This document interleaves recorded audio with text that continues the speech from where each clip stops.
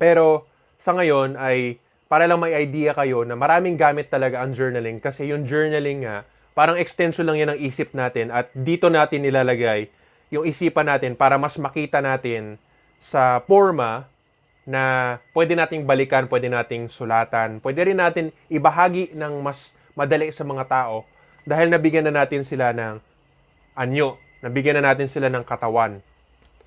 Tapos kaugnay nga dito sa journaling na to, sa pagsulat, yun nga, yung pag-journal gamit yung mga video. Pero iba pang usapan yan. Kapatid, kung nagustuhan mo ang video na ito at gusto mo ng mas detalyado at masinsinan na pag-aaral nga sa lahat ng mga tinuturo ko at maging katulad ko o di kaya ay mag-improve lang sa pangkalahatan sa self-improvement papuntang langit, sana makasali ka sa Sikihor Healer School. Ito ang exclusive membership site ko na may bayad ayon sa level ng membership na gusto mong i-avail. Sana magkita-kita tayo sa loob ng Sikihor Healer School. Salamat po at God bless.